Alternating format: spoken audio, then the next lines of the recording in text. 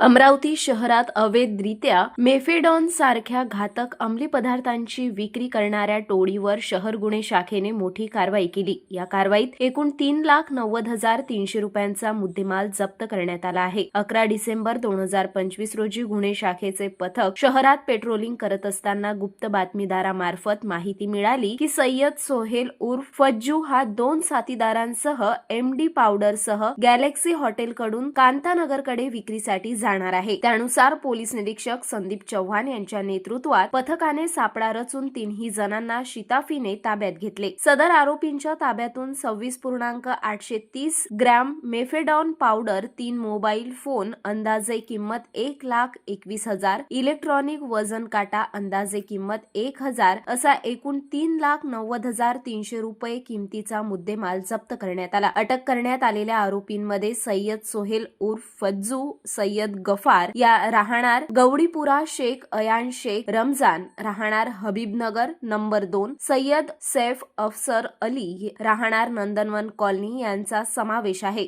फरार आरोपीमध्ये सय्यद अल्तमश सय्यद गफार राहणार अन्सारनगर, शेख नईम उर्फ राजा शेख रहीम उर्फ होंगा राहणार गवडीपुरा, शेख सोनू शेख रहीम राहणार गवडीपुरा यांचा समावेश आहे। ताब्यात घेतलेल्या आरोपींनी प्राथमिक चौकशीत एमडीचा माल फरार आरोपींकडून घेतल्याची कबुली दिली। या तिघांचा शोध वेगाने सुरू असल्याची माहिती पोलीस खात्याने दिली। एमडी ड्रग अमरावतीत नेमका कुठून आणला जातो, कोणत्या टोळ्या यात सामील आहेत याबाबत गुन्हे शाखा तपास करत आहेत। लवकरच आणखी अटक होण्याची शक्यता वर्तविण्यात येत आहे। पोलीस आयुक्त अरविंद सावरिया यांनी शहरात एमडीचे सेवन, विक्री किंवा साठवणूक करणाऱ्यांवर विशेष मोहीम राबवण्याचे आदेश दिले आहेत। ही कारवाई पोलीस उपायुक्त गणेश शिंदे, उपायुक्त श्याम घुगे, उपायुक्त रमेश धुमाळ यांच्या मार्गदर्शनात पोलीस निरीक्षक संदीप चव्हाण, सहाय्यक पोलीस निरीक्षक महेश इंगोले आणि त्यांच्या पथकाने केली।